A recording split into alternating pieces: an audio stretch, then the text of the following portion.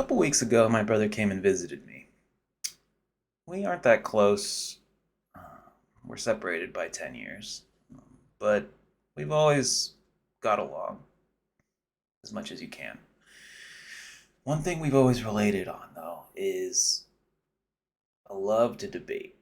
We're not good at it, by the way, but we love talking about deep philosophical and political issues that are prevalent in our society today. One such occurrence happened while we were walking home from a bar. We were both kind of drunk, and we were mildly arguing about workers' rights. He's a hardline capitalist, like laissez-faire. He's young too, so hasn't really experienced life. Anyways, I digress. Um, we went from mildly talking about workers' rights to a very heated discussion about the alienation of the worker and material conditions of the worker. His position was basically that capitalism is great because it allows anyone to get to the top on an even playing field.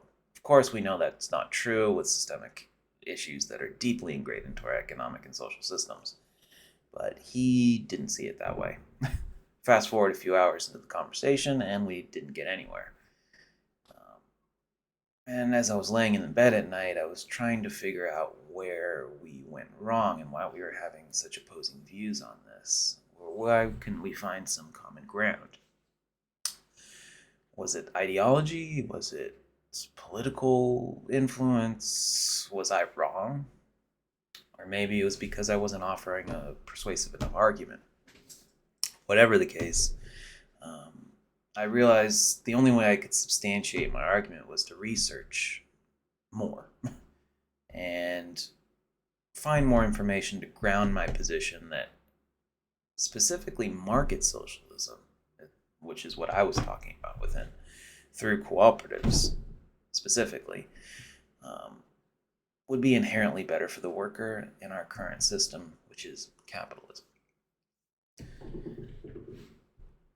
Furthermore, socialism, in a broader sense, is a political, social, and economic philosophy encompassing a wide range of economic and social systems, characterized by social ownership of the means of production, as opposed to capitalism, which is rooted in private ownership. There are many subsects of socialism, and to go into all of them would require much more time than I actually have. That said, the one commonality among all these subsets of philosophical thought is the idea that common or public ownership, however that manifests itself, democratic or state-endorsed, China versus, say, Spain, leads to a more equitable society for everyone. For the purposes of this presentation, we'll be focusing on what I believe to be the best form of actionable, doable socialism, market socialism. Market socialism, or liberal socialism, is a sort of compromise between the free markets and socialist planning, without being an outright half measure, in my opinion. Furthermore, our current system of capitalism alienates and exploits its workers because they often have little to no input towards the day-to-day operations in their jobs. They follow what they're told, and obviously in any system there will always be hierarchies. You can't really exist in life without hierarchies unless you're an anarchist. But we can find ways through market socialism, through cooperatives, where the most democratically feasible options would be through socialism, because you have the most democracy in these situations. Furthermore, under market socialism, the workplace is 100% democratically, as I said before, run and operated. Everyone has a say regarding the daily operations of the business, along with the formulation of the pay structure and other important aspects of the business. Ultimately, there will be little to no use for executives, because every employee is essentially the boss, eliminating toxic power structures within companies which exist under capitalism. This is precisely why a system of market socialism would be a great foot in the door towards a true egalitarian society. Our current political system exploits workers, and thus only through the implementation of market socialism by way of cooperatives and the seizing of the means of production can we have a more equitable distribution of resources for all workers. Market socialism grants a level of autonomy and self-determination for the worker that is frankly non-existent in our current system. Through the implementation of worker cooperatives, the imbalance of our current system is eradicated. This is achieved through a fair and equitable division of labor, along with an inability to collectively decide, an ability, not inability, to collectively decide all decisions that will affect them while being employed. This issue goes, essentially, everyone's the boss. Think of it that way. This issue goes much further than feeling slighted, by the way, by my brother. I'm not just trying to prove a point with him. The whole point is so I can learn and maybe to go back to him with a little bit more info. Furthermore, the problem ultimately lies in what we have been taught our entire lives. The idea that everyone is equal, that we all somehow have a shot at getting to the top. Legally, that might be true, but anyone with a basic understanding of how the world works knows that there are systemic issues and toxic power structures, as I stated earlier, that disable the poor and working class from upward mobility, essentially, something that capitalism fails to address. Moreover, we aren't taught to feel that every decision should be democratically decided either, especially within the workplace.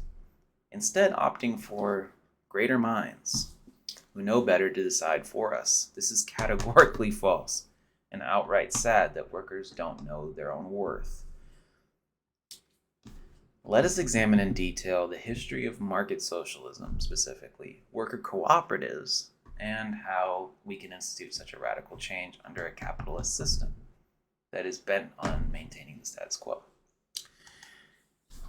Market socialism has its roots traced back to Adam Smith and the theories of classical economics, which consist of proposals for cooperative businesses operating in a free market economy. The aim of this proposal was to eliminate exploitation by allowing individuals to receive the product of their labor, eliminating the market-distorting effects of concentrated wealth, rich people, and ownership at the hands of private property owners, essentially owning property to accrue more wealth off the backs of workers. Many modern cooperatives were inspired by the Moondragon, I don't know if I'm pronouncing that right, cooperatives in Spain, which lifted many out of poverty and built Spain's seventh largest company, completely worked, owned, operated by its workers. In addition, there are a few market socialist economies that have existed throughout history that I'd also like to touch upon. For instance, Vietnam's socialist-oriented market economy has a high prevalence of worker cooperatives that seem to work well. Workers outright own much of their business associated with agriculture and retail in Vietnam. So a lot of the farming and just shops you'd come across, a lot of them are actually cooperatives with state ownership of natural resources, public utilities, and sectors relating to foreign and domestic trade. And that would be state ownership stuff like your water and your plumbing, which would make sense. You'd want the state to handle that kind of stuff. In addition, the Socialist Federal Republic of Yugoslavia was based on what was officially called social ownership. This involved an arrangement where workers of each firm became members, actual members, and joint owners, and managed their own system of self-management. Critics of this brand of socialism, basically capitalists or even laissez-faire capitalists, argue that cooperative ownership alone does not solve the structural issues of capitalism, and that cooperatives have incentives to limit employment to boost the income of existing members. So essentially, they're saying that under a market socialism model in cooperatives, there isn't an incentive to do better, and that you can continue to pay the existing members within the company the same rate, even if there's no upward mobility, is what they're saying. The same argument that could be levied at capitalism, which doesn't make any sense to me. Furthermore, the number of worker cooperatives has grown steadily over the past 20 years. Research has shown that 465 verified worker cooperatives actually exist in the United States alone. These democratic workplaces employ around 8,000 people at any given time and generate over $500 million in annual revenue. Worker-owned cooperatives are experiencing a surge in popularity in our modern economy, with many community organizations and small businesses seeing the potential in a more inclusive economy. By the 2000s, mid-2000s, early, worker cooperatives have had success in creating good jobs for low and middle income workforces, from home care to house cleaning, so it's branching out. In 2004, the U.S. Federation of Worker Cooperatives was formed as a membership organization, essentially like a union for worker cooperatives, which can never be bad. The benefit of such a system is clear. Creating long-term stable jobs, enacting sustainable business practices, and developing linkages among parts of the social economy are all huge benefits that we can benefit from changing our current state of our economics, our economy. Furthermore, again, there are 2 points I'd like to highlight before ending the presentation on market socialism through cooperatives. 1.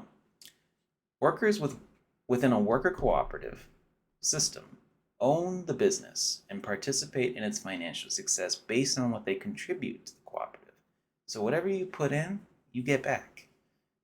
You do bad work, you'll probably get bad pay. You do good work, you'll get very good pay. You would think that's how our current system would be, but that's not how it is under capitalism. Under this system, it would be that way. And 2, workers have representation on and vote for the board of directors, even if there is some, adhering to the principle, one worker, one vote.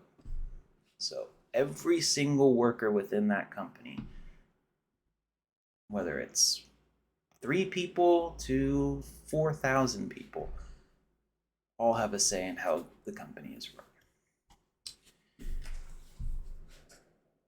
In conclusion, market socialism by way of worker cooperatives would be a massive step in the right direction for our country. Cooperatives have built a solid foundation for poor communities and communities of color to address issues of economic inequality. Worker cooperatives have been shown to provide better working conditions and wages for its workers. In creating a fully democratic work environment, the worker feels empowered to fulfill his or her own duties because the alienation of the worker is eliminated due to greater inclusivity. Furthermore, no economic system is perfect, we know this, but we can always strive to be better. Some may feel that cooperatives are a half measure, but to those people I would direct them towards the statistics and the data. The data clearly shows the effectiveness of cooperatives. Additionally, others might also say that cooperatives fail to enact incentive structures because everyone is the same and everyone makes the same amount of money. For those people, I would also direct them towards the data. In essence, the problem lies in our society and our reliance on the owner's class, the petit bourgeois, unwilling or unable to see the importance of democracy within the workplace, freedom, everyone having a say. True democracy where everyone has a say and nobody is silenced. Thank you.